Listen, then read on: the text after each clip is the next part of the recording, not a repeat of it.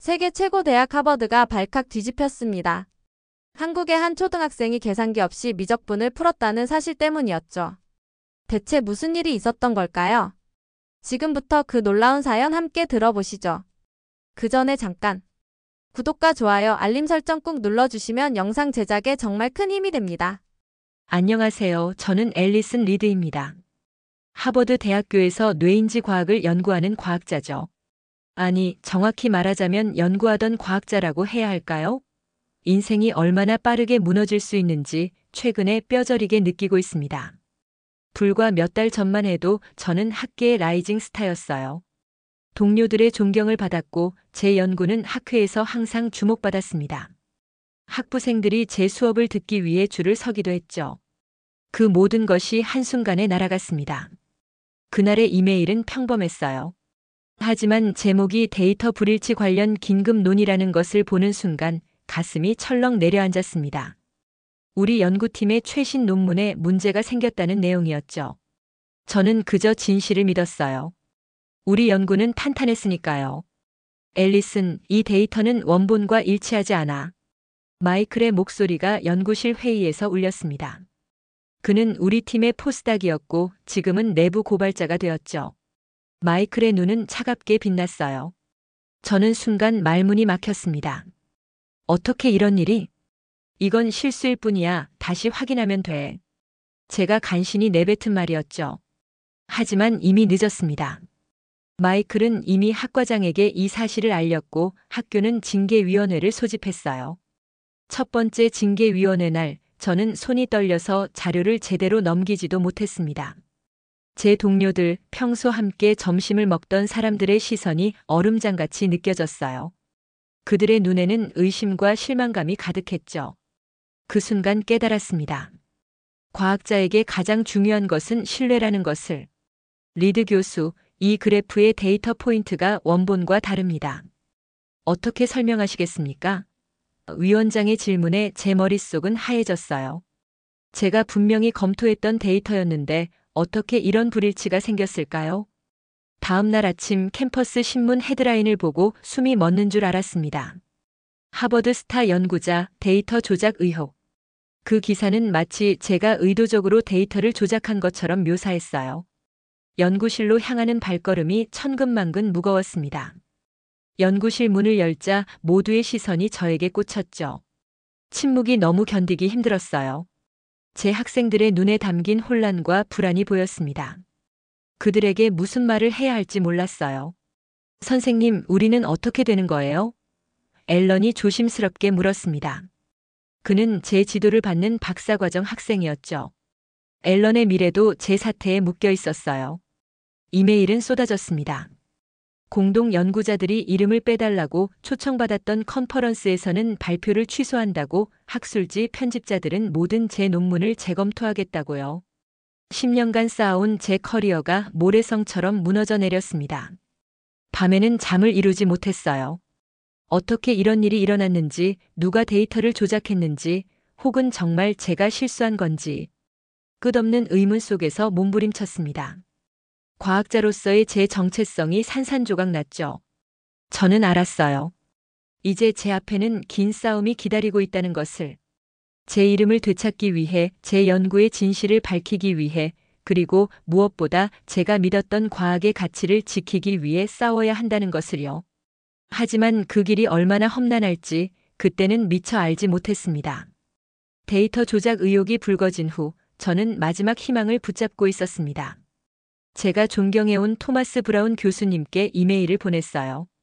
옥스퍼드의 세계적인 뇌과학자이자 제가 박사과정 때 몇 번 교류했던 분이었죠.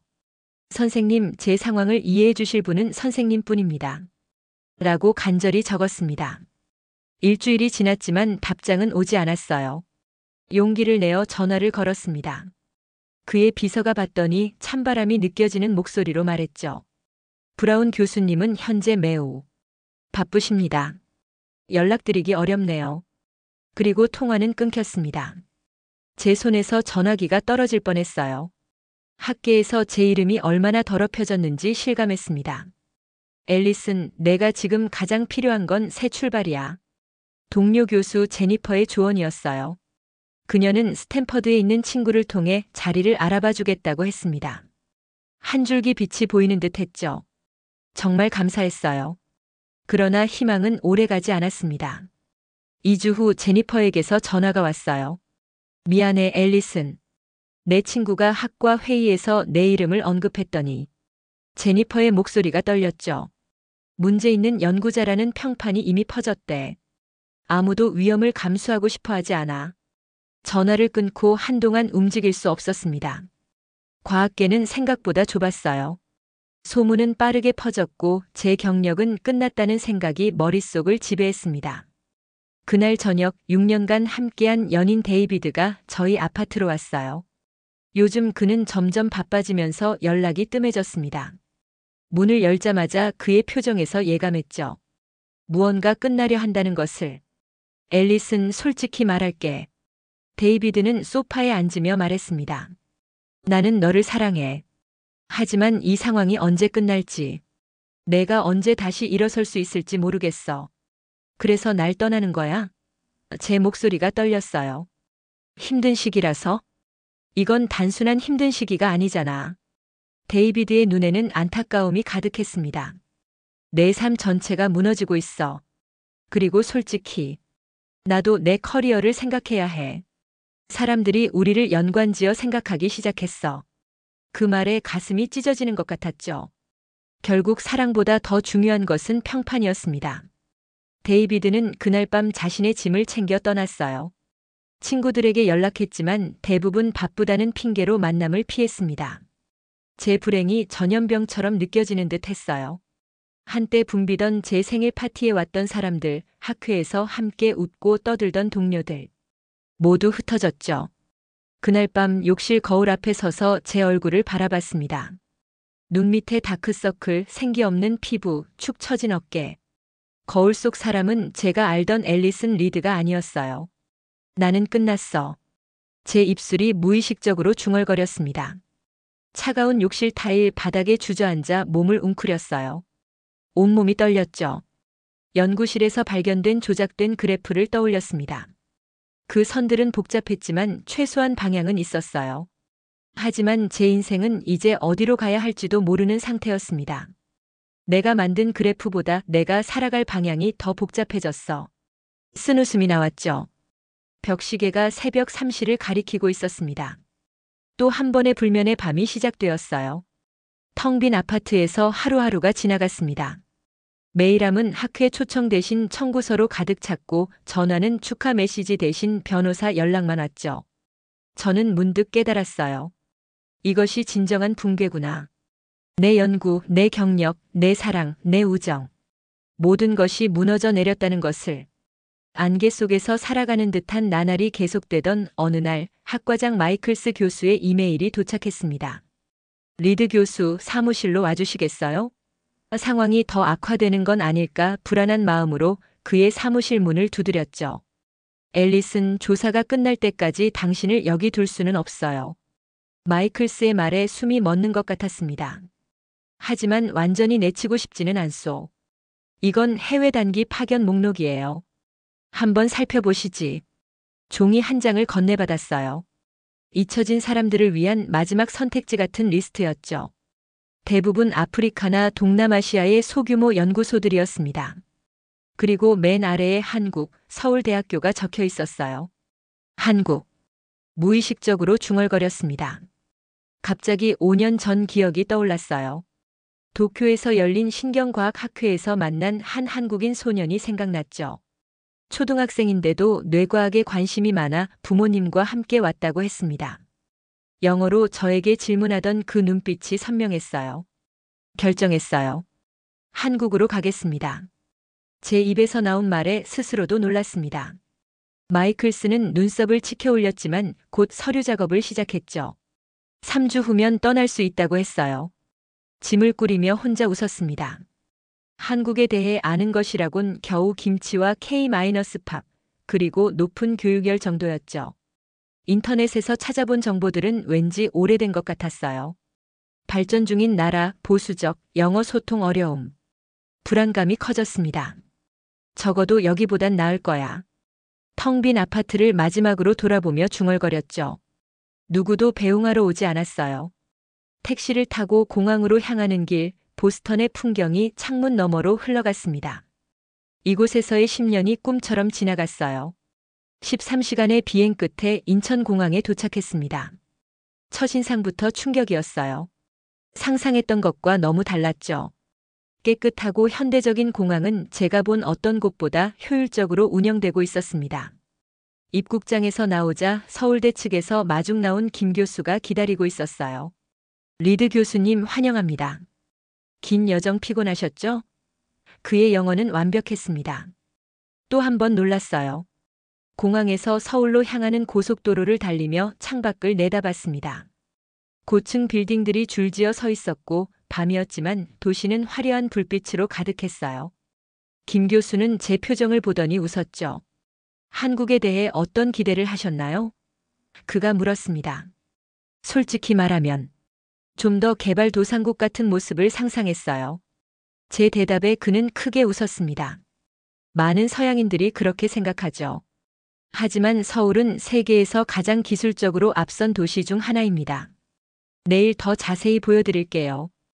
호텔에 도착했을 때 저는 여전히 충격 속에 있었어요. 방에 들어서자 창밖으로 한강과 서울의 야경이 펼쳐졌습니다.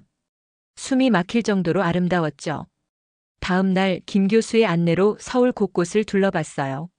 첨단 기술로 가득한 지하철, 어디서나 연결되는 초고속 와이파이, 24시간 열린 편의점들. 모든 것이 효율적이고 편리했습니다. 사람들은 친절했고 거리는 놀라울 정도로 깨끗했죠. 서울대 캠퍼스에 도착했을 때 제 연구실보다 더 첨단 장비를 갖춘 연구시설을 보고 다시 한번 놀랐어요. 학생들은 열정적이었고 질문도 예리했습니다. 저를 바라보는 그들의 눈에는 제가 오랫동안 보지 못했던 존경심이 담겨 있었어요. 저녁에 호텔로 돌아와 거울 앞에 서서 생각했습니다.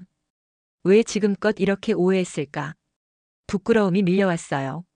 얼마나 많은 편견을 가지고 있었는지 깨달았죠. 창밖의 서울 야경을 바라보며 미소 지었습니다. 여기서 새로운 시작을 할 수 있을 것 같았어요. 아무도 저를 모르는 곳, 제 과거보다 제 능력을 더 중요시하는 곳, 제가 생각했던 것보다 훨씬 앞서 있는 곳. 처음으로 긴 터널 끝에 빛이 보이는 것 같았습니다. 서울대학교에서의 일주일은 눈 깜짝할 사이에 지나갔습니다. 김 교수는 제게 다양한 교육 프로그램을 소개해 주었어요. 리드 교수님, 내일은 특별한 곳으로 모시겠습니다. 수리창의 아카데미라는 곳인데 한국의 수학 교육을 이해하시는 데 도움이 될 거예요. 다음 날 아침 강남의 한 건물에 도착했습니다. 현대적인 외관의 건물 내부는 놀랍도록 정돈되어 있었죠. 이곳은 수학적 재능이 뛰어난 학생들을 위한 특별 교육기관입니다. 김 교수의 설명에 고개를 끄덕였어요. 교실 하나로 안내받았습니다. 10명 정도의 초등학생들이 집중하는 모습이 보였어요. 그중 한 소녀가 특히 눈에 띄었죠. 단정하게 묶은 머리, 반짝이는 눈동자를 가진 아이였습니다. 지금부터 주판 암산 시연을 시작하겠습니다. 선생님의 말에 아이들이 자세를 바로 했어요. 문제는 5자리 숫자 5개의 덧셈입니다. 칠판에 5줄의 숫자가 적혔습니다. 저도 모르게 계산하기 시작했지만 아직 세 번째 줄을 더하는 중이었어요. 그때 앞자리의 소녀가 손을 들었습니다. 이서윤 학생, 답이 나왔나요? 선생님이 물었죠. 네, 답은 23만 7,845입니다. 소녀의 목소리는 또렷했어요. 선생님이 계산기로 확인한 후 미소 지었습니다. 정확합니다. 저는 놀라움에 눈을 크게 떴어요. 겨우 20초도 지나지 않았는데 그 어린 소녀는 5자리 숫자 5개를 머릿속에서 더한 겁니다. 그녀는 주판을 사용하지 않았어요. 제가 김 교수에게 속삭였죠. 맞아요. 서윤이는 주판 없이 암산만으로 계산합니다. 주판을 상상하며 손가락으로 공기 중에서 계산하는 거죠. 다음 시간은 미적분 개념 학습이었습니다. 교사가 도함수에 관한 문제를 제시했어요. 저도 박사과정 학생들에게 가르치는 내용이었죠. 서윤이가 다시 손을 들었습니다. 그녀는 칠판 앞으로 나와 함수를 분석하기 시작했어요. 그런데 놀라운 점은 공식을 외워서 푸는 것이 아니라 개념을 완벽히 이해하고 응용하는 모습이었습니다. 손가락으로 공중의 그래프를 그리며 설명하는 모습이 마치 춤을 추는 것 같았어요. 어른인 제가 봐도 명쾌한 설명이었죠. 서윤이는 우리 아카데미의 자랑입니다. 수업이 끝난 후 원장 선생님이 다가와 말씀하셨어요. 특히 개념적 이해력이 뛰어나죠. 수업이 끝나고 복도에서 서윤이가 할아버지와 만나는 모습을 보았습니다. 70대 초반으로 보이는 그분은 단정한 차림새에 고졸한 분위기를 풍기고 계셨어요. 김 교수가 그분을 저에게 소개했습니다. 이분이 서윤이 할아버지 이진호 선생님이세요. 은퇴하신 수학교사이십니다. 안녕하세요, 리드 교수님. 미국에서 오셨다고 들었습니다.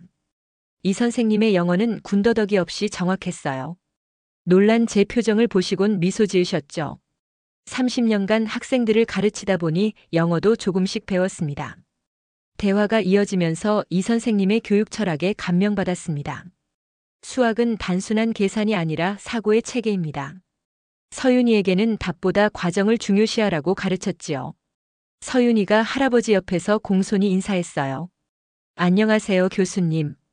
미국 수학자들은 어떻게 공부하나요? 그 질문에 저는 잠시 말문이 막혔습니다. 어린아이의 호기심이 아니라 진지한 학문적 관심이 느껴졌기 때문이죠. 김 교수가 웃으며 말했어요. 서윤이는 언젠가 하버드에서 공부하고 싶어 해요. 이날의 경험은 저에게 큰 충격이었습니다. 제가 알던 영재의 개념을 완전히 바꿔놓은 아이, 그리고 그 뒤에 있는 교육자로서의 할아버지. 이들은 제가 생각했던 것보다 훨씬 더 깊고 체계적인 한국의 교육 문화를 보여주었어요. 돌아가는 차 안에서 생각했습니다. 서윤이의 손끝에서 펼쳐진 수학의 세계, 그리고 할아버지의 단정한 말투와 깊은 교육 철학. 이것이 한국의 힘이구나. 모든 면에서 제 예상을 뛰어넘는 완성된 한국인을 만난 하루였습니다. 서윤의 놀라운 능력을 본 저는 며칠 동안 잠을 이루지 못했습니다. 뇌인지 과학자로서 그 아이의 뇌 활동이 궁금했어요. 김 교수에게 조심스럽게 제안했죠. 혹시 서윤이의 암산 능력을 뇌파 측정으로 연구해 볼 수 있을까요? 김 교수는 눈을 반짝이며 웃었습니다. 좋은 생각이에요. 서울대 뇌공학센터에 최신 장비가 있죠. 서윤이 할아버지께 허락을 구해볼게요. 이틀 후 저는 서울대 뇌공학센터의 실험실에서 이진호 선생님과 서윤이를 맞이했어요. 서윤이는 궁금한 듯 장비들을 살펴보았습니다. 이걸로 제 생각이 보이나요? 순수한 호기심이 담긴 질문이었죠. 응, 서윤아. 내 뇌가 어떻게 문제를 푸는지 들여다볼 수 있어. 제가 미소 지으며 대답했습니다. 연구원들이 서윤이의 머리에 64채널 뇌파 측정 장비를 부착했어요. 저는 놀라움을 감추지 못했습니다. 이 장비, 미국에서도 최신형인데요. 김 교수가 자랑스럽게 설명했죠. 이 시스템은 한국에서 개발된 겁니다. 기존 장비보다 시간 해상도가 30% 높고 잡음 제거 알고리즘이 탑재되어 있어요. 실험이 시작되었습니다. 화면에 복잡한 계산 문제들이 표시되었고 서윤이는 평소처럼 손가락을 움직이며 암산을 시작했어요. 실시간으로 변하는 뇌파 데이터를 보며 저는 입을 다물지 못했습니다. 이건 놀랍군요. 모니터를 응시하며 중얼거렸어요. 서윤이의 뇌에서는 일반적인 계산 과정과 완전히 다른 활동이 일어나고 있었습니다. 시각 영역과 운동 영역이 동시에 고도로 활성화되어 있었죠.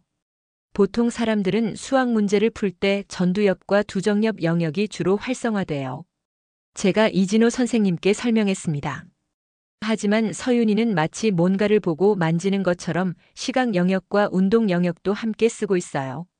데이터를 분석하면서 저는 흥분을 감출 수 없었습니다. 이건 마치 머릿속에서 주판을 시뮬레이션하는 거예요. 서윤이는 실제로 주판을 보고 구슬을 움직이는 감각을 뇌 속에서 재현하고 있습니다. 김 교수와 뇌공학센터 연구원들은 즉시 이 현상에 관심을 보였어요.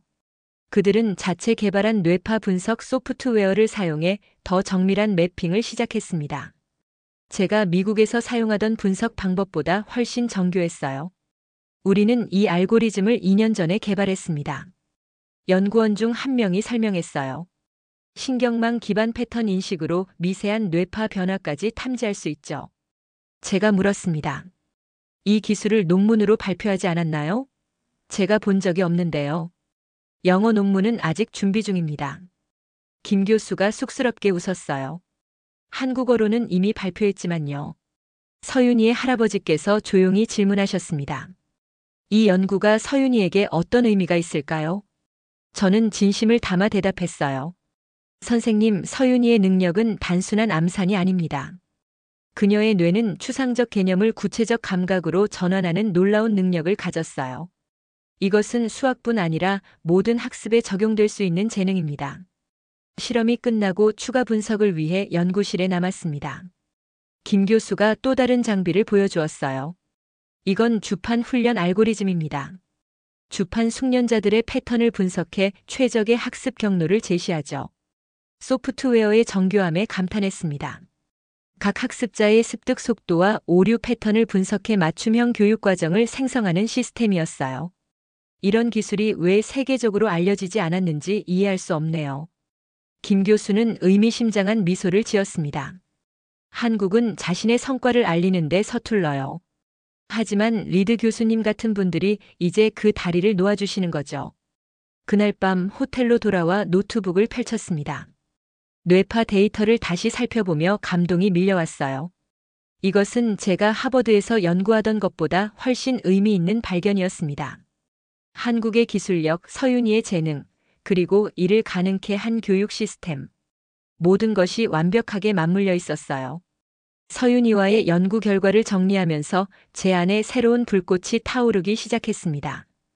이것은 단순한 논문 하나로 끝낼 수 없는 발견이었어요. 김 교수와 깊은 대화를 나눈 후 저는 결심했습니다.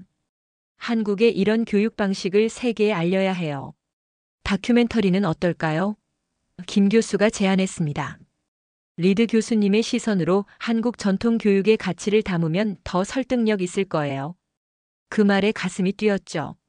서울대 미디어 학과와 협력하여 손끝에서 피어나는 지혜라는 제목의 다큐멘터리 제작을 시작했습니다. 카메라는 서윤이를 포함한 여러 한국 학생들의 주판 학습 과정을 담았어요. 촬영 중 가장 인상적이었던 것은 전통 산학 수업이었습니다. 450년 전 조선시대의 수학 교육 방식을 재현한 현장이었죠. 학생들은 나무 주판을 사용하며 전통적인 계산법을 배웠어요. 현대 교육과 전통이 완벽하게 조화를 이루고 있었습니다. 서양에서는 동양 교육을 단순 암기식이라고 오해해요. 이진호 선생님의 인터뷰가 기억에 남습니다. 하지만 주판은 추상적 개념을 구체적 감각으로 전환하는 다리입니다. 손가락의 움직임이 뇌에 깊은 자국을 남기는 거죠. 6개월의 제작 기간 동안 저는 한국 교육의 다양한 측면을 카메라에 담았어요. 단순한 학업 성취를 넘어 인성 교육까지 한국 교육의 총체적 접근법이 감동적이었습니다. 다큐멘터리가 완성되자 저는 용기를 내어 미국의 교육 채널에 컨택했어요. 과거의 불명예 때문에 망설였지만 김 교수가 등을 밀어주었죠. 진실은 언제나 힘이 있어요, 앨리슨. 놀랍게도 PBS에서 관심을 보였습니다. 이런 관점은 미국 교육계에 신선한 충격이 될 겁니다. PBS 프로듀서의 말에 희망이 샘솟았어요. 다큐멘터리는 미국을 시작으로 유럽, 호주 등 세계 각국에 배급되었습니다. 반응은 폭발적이었어요. 교육 전문가들이 저에게 연락해왔고 컨퍼런스 초청이 쏟아졌죠. 한때 학계에서 매장되었던 제가 다시 주목받기 시작한 것입니다. 앨리슨 리드, 당신의 용기에 박수를 보냅니다. 뉴욕 타임즈의 기사 제목이 저를 울컥하게 했어요. 데이터 조작 의혹에 관한 내용도 있었지만 그보다는 저의 새로운 발견과 한국 교육에 대한 통찰에 초점이 맞춰져 있었습니다. 가장 큰 변화는 뉴욕 공립학교에서 시작되었어요. 브롱크스의 한 초등학교가 시범적으로 주판 수업을 도입했죠. 우리는 리드 교수의 연구를 바탕으로 새로운 시도를 합니다. 교장 선생님의 말에 가슴이 뿌듯했습니다. 3개월 후 놀라운 결과가 나타났어요. 주판 수업을 받은 학생들의 집중력이 현저히 향상되었고 특히 수학을 포기했던 학생들의 참여도가 크게 높아졌습니다. 손으로 만지니까 숫자가 무섭지 않아요. 한 학생의 소감이 모든 것을 말해주었죠. 이 성공 사례는 급속도로 퍼져나갔습니다. 시카고, LA, 보스턴 등 여러 도시의 학교들이 유사한 프로그램을 도입했어요. 저는 교사 연수 프로그램을 개발하기 위해 분주히 움직였습니다. 하버드로부터 복직 제안도 받았어요. 하지만 저는 다른 선택을 했습니다. 저는 새로운 연구소를 설립하고 싶습니다. 동서양의 교육 방식을 융합하는 곳으로요.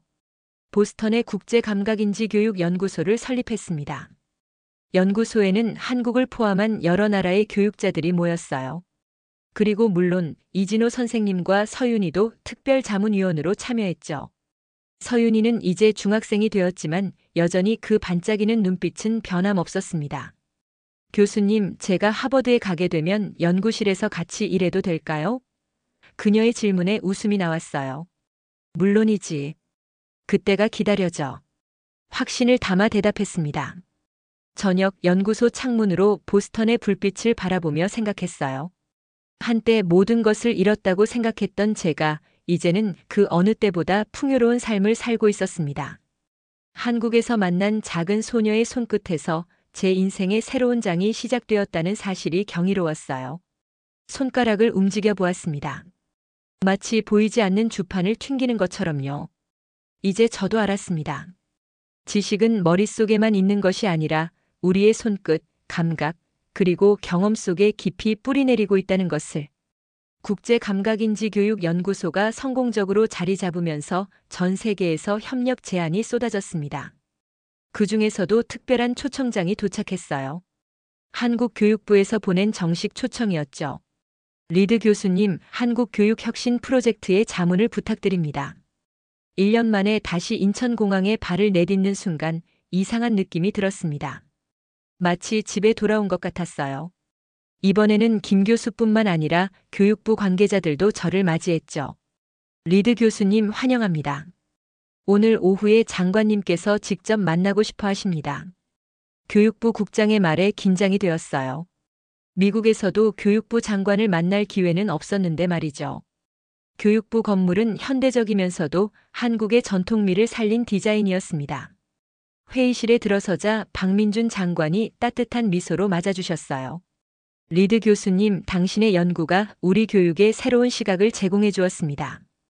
공식적인 대화가 끝난 후 장관은 저를 차 한잔 하자고 초대했습니다. 테이블에는 전통 닭이가 준비되어 있었어요. 차를 따르며 장관이 말했죠. 이 닭이도 수백 년의 역사를 가지고 있습니다. 우리 교육 철학처럼요. 한국 교육의 핵심 철학이 무엇이라고 생각하세요? 제가 조심스럽게 물었습니다. 장관은 잠시 생각하더니 깊은 목소리로 대답했어요. 교육은 인간을 다루는 철학입니다. 단순한 지식 전달이 아니라 인간의 잠재력을 열어주는 과정이죠.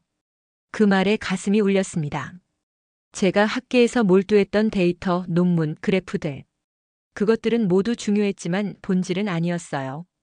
우리는 요즘 첨단 기술과 교육 혁신에 많은 투자를 하고 있습니다. 장관이 계속했어요.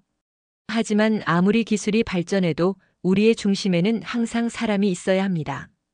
학생 한 명 한 명의 이야기가 중요하죠. 회의가 끝난 후 저는 서울 곳곳을 돌아보며 생각에 잠겼습니다.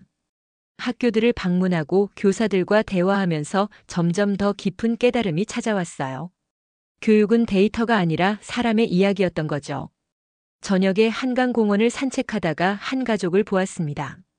할아버지가 손자에게 무언가를 가르치고 있었어요. 그들 사이에 따뜻한 눈빛 교환이 마음을 흔들었죠. 교육의 본질은 바로 저 관계 속에 있다는 생각이 들었습니다. 다음 날 교육부에서 특별한 제안을 받았어요. 리드 교수님, 한국교육개발원의 명예연구원으로 활동해 주시면 어떨까요? 1년에 몇 번씩 한국을 방문하시면서요. 제 대답은 망설임 없이 나왔습니다. 영광입니다. 기꺼이 수락할게요. 김 교수와 저녁 식사를 하며 이 소식을 나눴어요. 축하해요, 앨리슨. 이제 당신은 공식적으로 한국과 미국 교육의 다리가 되었네요. 와인 잔을 들어 올리며 웃었습니다. 제가 처음 한국에 왔을 때를 생각하면 믿기지 않아요. 그때는 도망치듯 왔었는데. 김 교수가 진지한 표정으로 말했어요. 때로는 우리가 가장 두려워하는 곳에서 가장 큰 선물을 발견하기도 합니다. 이튿날 서울대학교에서 특별 강연을 했습니다. 청중 속에서 서윤이와 이진호 선생님의 얼굴이 보였어요. 그들은 이제 제 인생의 중요한 일부가 되었죠. 강연을 마치고 서윤이가 다가왔습니다. 이제 고등학생이 된 그녀는 더욱 성숙해 보였어요. 교수님, 제가 대학에 가면 명예연구원으로 계신 교수님과 함께 연구할 수 있을까요? 미소 지으며 대답했습니다. 물론이지. 우리는 좋은 팀이 될 거야.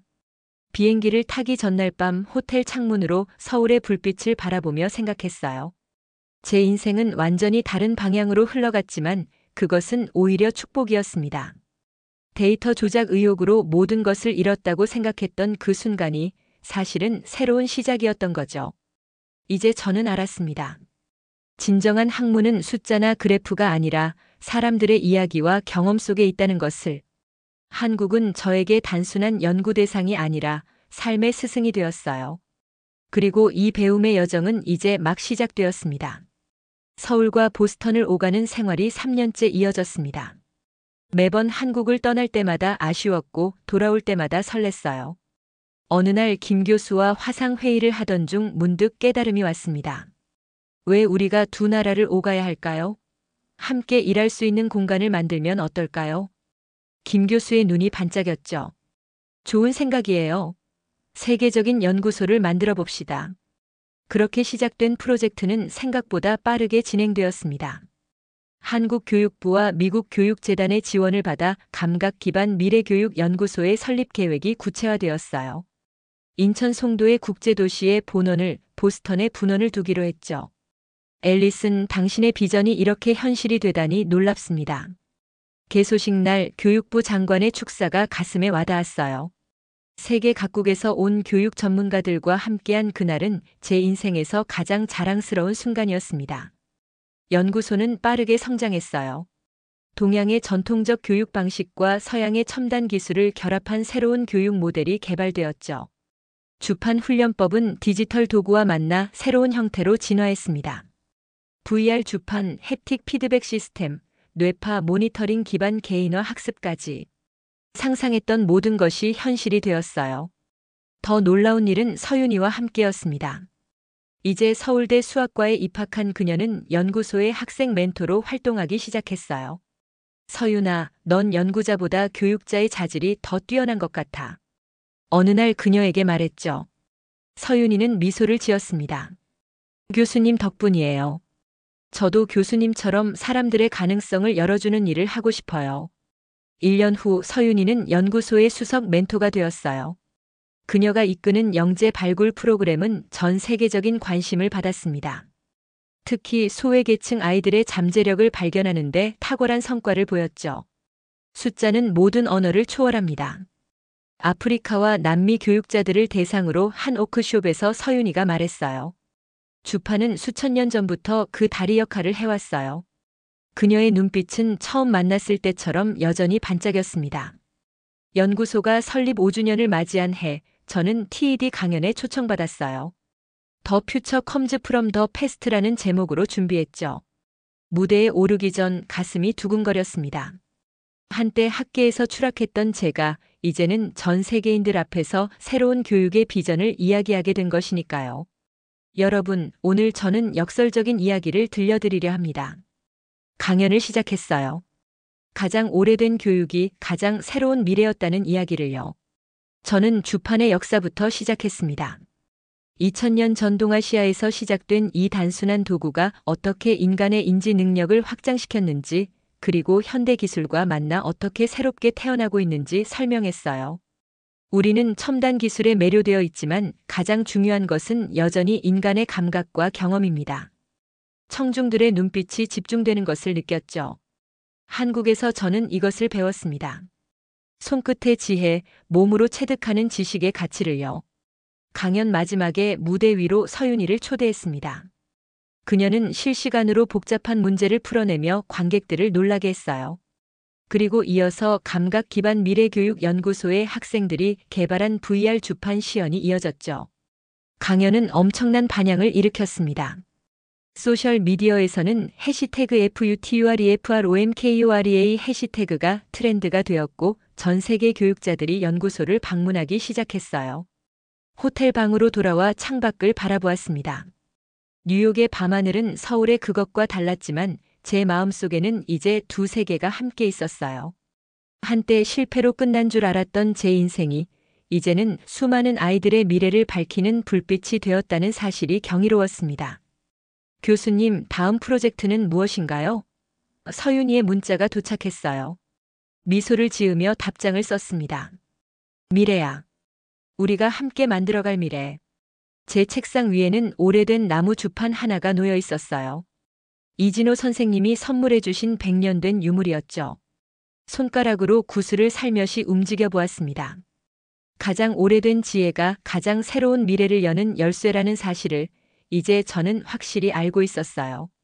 제 이야기를 끝까지 들어주셔서 정말 감사합니다. 모두 안녕히 계세요. 오늘 사연은 여기까지입니다. 디지털 시대에 오히려 손끝에서 시작된 교육, 한국에서 배운 이 오래된 방식이 한 사람의 인생과 전 세계의 교육 방향까지 바꿨습니다. 여러분은 이 이야기를 어떻게 들으셨나요? 댓글로 여러분의 생각을 나눠주세요. 마지막으로 1초밖에 걸리지 않는 구독과 좋아요, 알림 설정은 감동적인 사연을 담은 영상 제작에 큰 힘이 됩니다. 지금까지 해외 감동 사연을 담아 여러분께 진심을 전하는 감동답다였습니다. 긴 영상 끝까지 시청해주셔서 감사합니다. 더 좋은 이야기로 다음 시간에 찾아뵙겠습니다. 감사합니다.